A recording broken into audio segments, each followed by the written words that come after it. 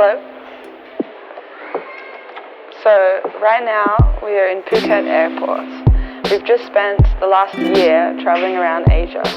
We've visited the Philippines, Indonesia, Thailand, then we were in Japan for 4 months working, and then we've come back and been to Cambodia, Vietnam, Thailand and Laos. And exactly a year ago on this day, we first started this trip, which is pretty ironic and also coincidental. So now, a year on, the next leg of our journey calls us, and we're flying to Istanbul from Phuket, and then we're going to Europe for 2 months. Our flight has been delayed an hour, so we're flying from Phuket to Mumbai in India, where we'll have a short layover, and then we'll arrive in Turkey. So let's go get ready for our flight.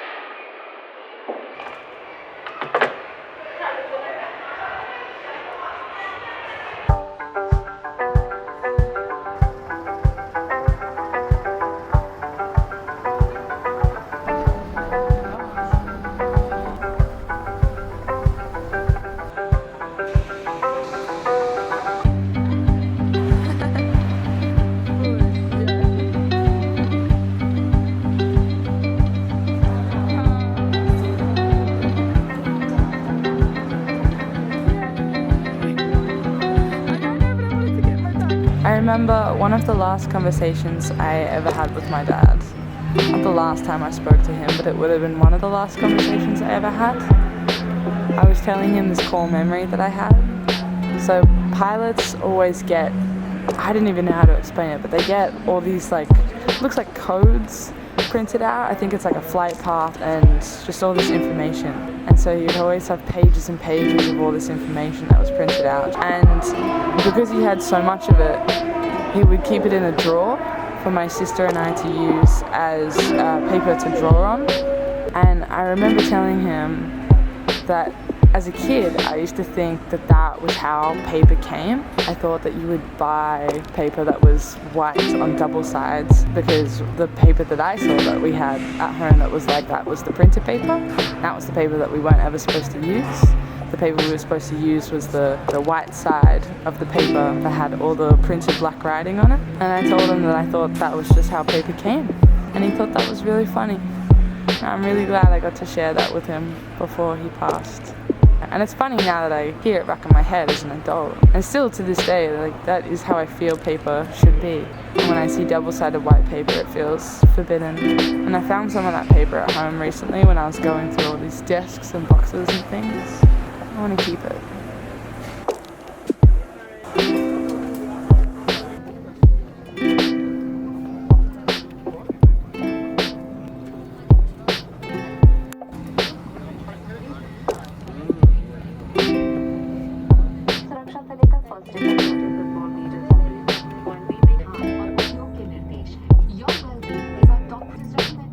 विमान को पानी पर उतरना पड़े।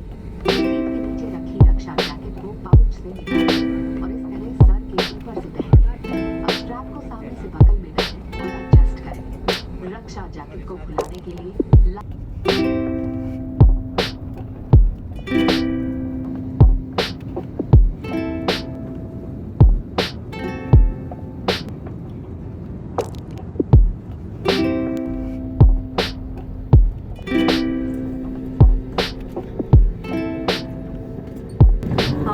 Terminal 2 पर पहुंच गए हैं।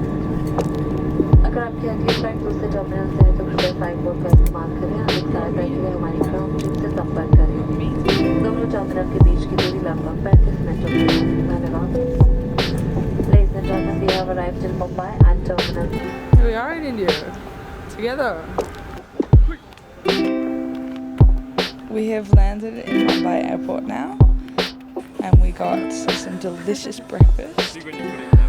Louis recently just spent 5 weeks in India, but I had spent 5 weeks in India when I was 18, maybe 6 years ago, and I could not stop obsessing over masala dosa. And I got to have some masala dosa at the airport this morning. So now we're waiting a couple of hours and then we're going to jump on our next flight, which is going to finally take us to Istanbul.